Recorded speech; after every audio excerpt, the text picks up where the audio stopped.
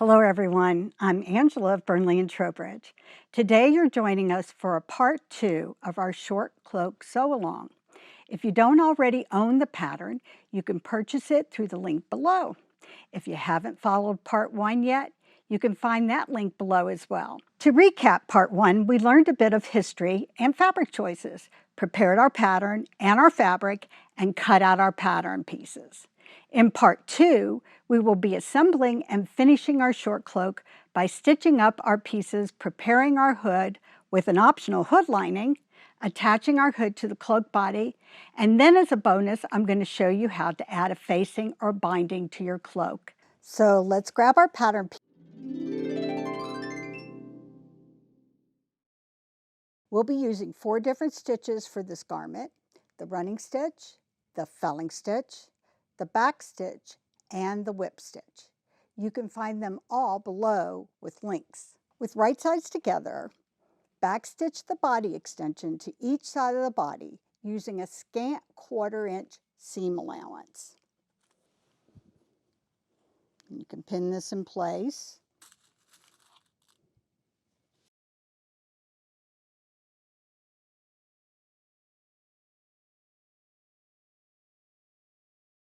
You can also baste if you like, if you want the guarantee that it's all going to line up nicely.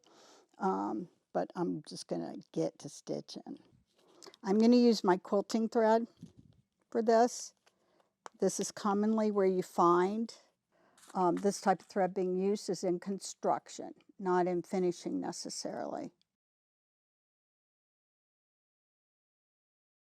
And in case you're noticing, I'm actually doing a 1/8 inch because I've half scaled everything. So it's a tiny little seam.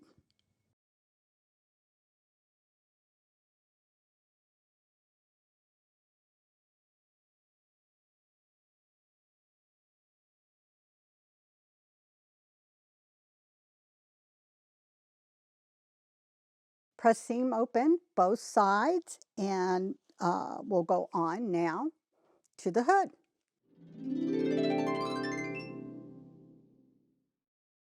So our pattern is unlined. However, you can choose to line yours, and I'm going to show you how to do that now.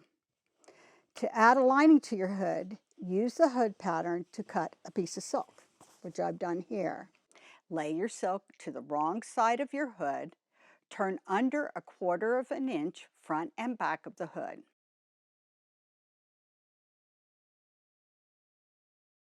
Fell down the silk to the wool on the front and back of the hood, being sure to take very small bites to minimize the stitches on the face of the hood. Leave a 1/4 inch loose at the ends.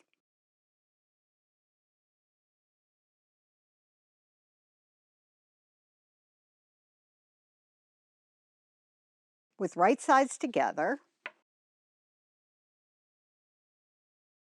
you're going to now stitch the lower back seam of the hood from the bottom edge to the pleat mark, which I've marked in pencil.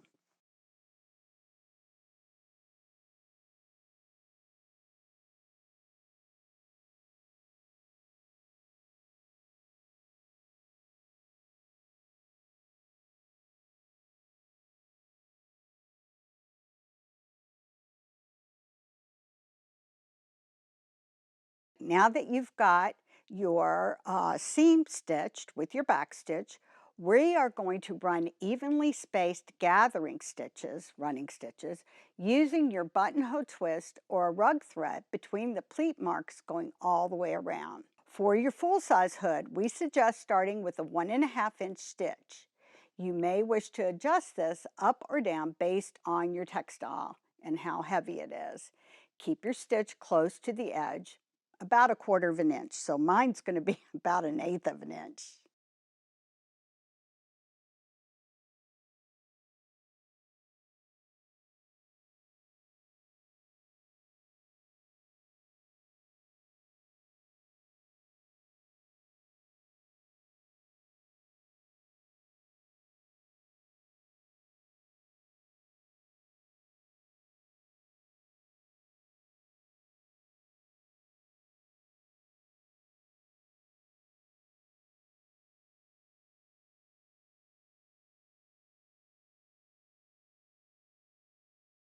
Okay, now that we've got our stitches done, we're going to draw up our gathering stitches to create a fan of pleats radiating out from the center. You want to keep massaging the pleats so that they go evenly all the way around, and draw it as tight as you can. So see how tight that is? Now, you can choose to tack this down or not. Now we'll turn ours and we'll see how it looks.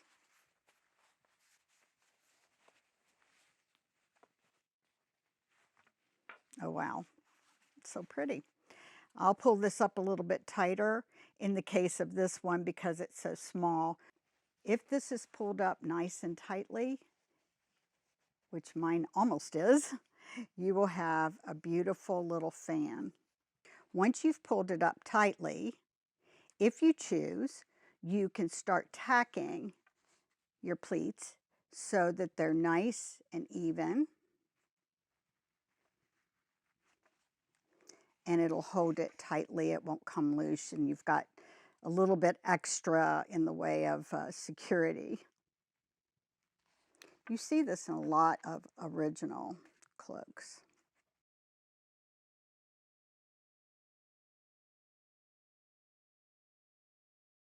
So there are all of our little stitches that we have done to secure our pleats and keeping them nice and even. And you can see from the other side that it looks so adorable. So now we're going to attach the hood to the cloak.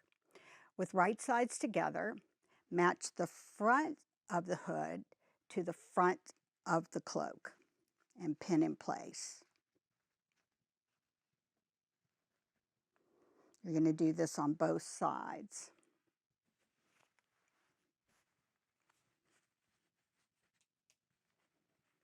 Make sure you leave your lining free.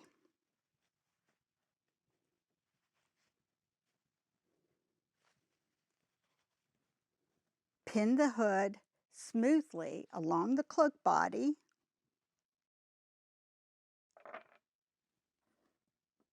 until you reach the pleat marks, which are right here.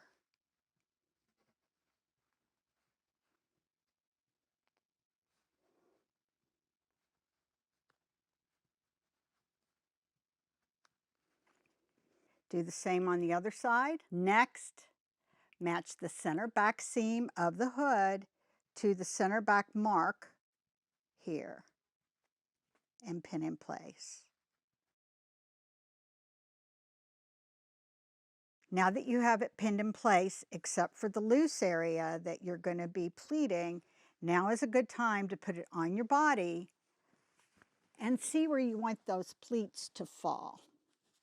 I'm going to take a pin and I am just going to get my center point and I'm going to mark right where my shoulder seam is in the body, just to give me a sense of where I want some of my pleating to fall. All right, so now that I've done that, I've got a pin approximately here. And right here is where I will have basted at this point. So my pleating could maybe come a tiny bit forward of that, or I can pleat right starting at that point.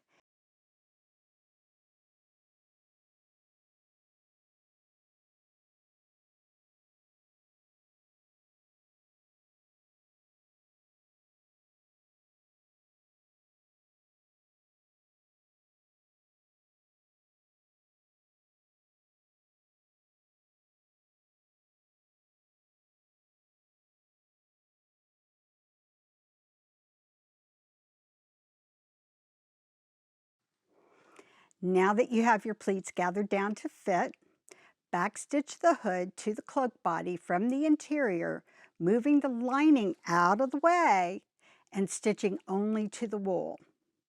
Press up the seam if you would like to face your cloak with silk Now is the time to do it. We're going to continue to finish up here, securing our cloak hood to our body.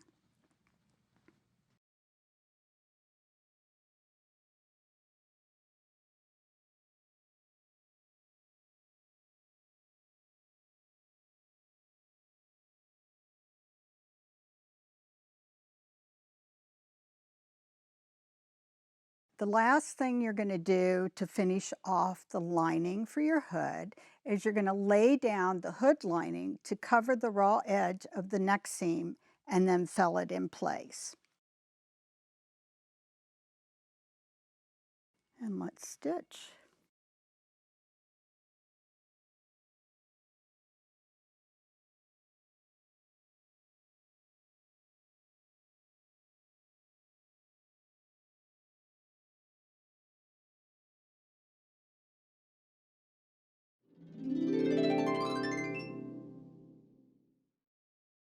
Now that we have our hood lining finished, if you would like, you can also face your cloak. Now we have found short cloaks faced with silk. It's been with silk fabric, silk ribbon or tape, and we found one with silk shag. Now we have not found fully lined broadcloth short cloaks, although according to Christina, there are some silk ones with full lining. To face your cloak, you can cut a strip of silk anywhere from 2 to 3 inches wide, plus a 1/4 inch each side, or use a silk ribbon. You'll want enough to go up both front sides of the cloak and around the front of the hood. If it is cut silk, you're going to turn in each side by a 1/4 inch and press. Start your facing by laying it at the bottom of the front edge of your cloak. You'll lay approximately a 1/4 to a 1/2 inch to the wrong side of your cloak, front edge, and the remainder to the right side. Starting with the wrong side, attach your facing using a running stitch close to the edge.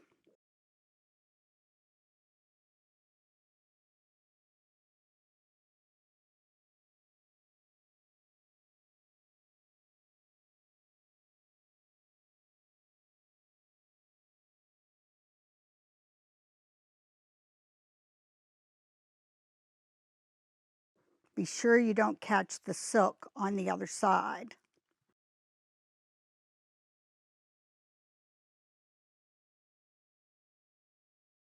Then you'll lay it to the front edge and attach once again using a running stitch. Now this can go all the way through your wool, doesn't matter. You see stitches on the inside.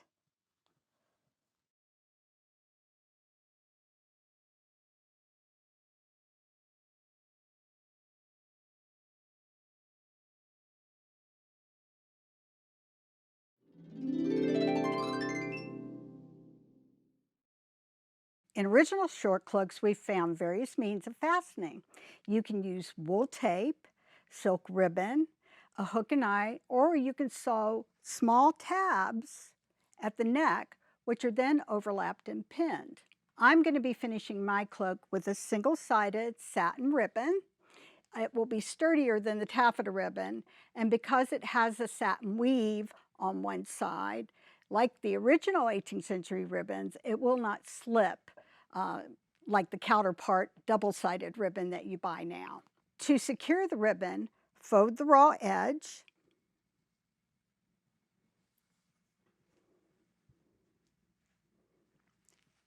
and secure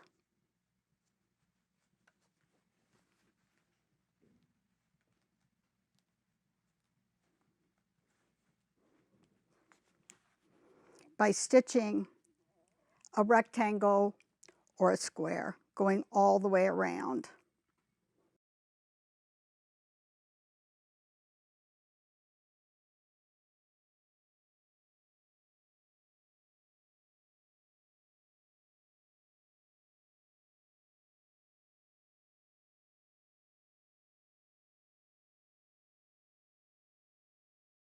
With that, now we have a beautiful finished cloak to keep us toasty warm.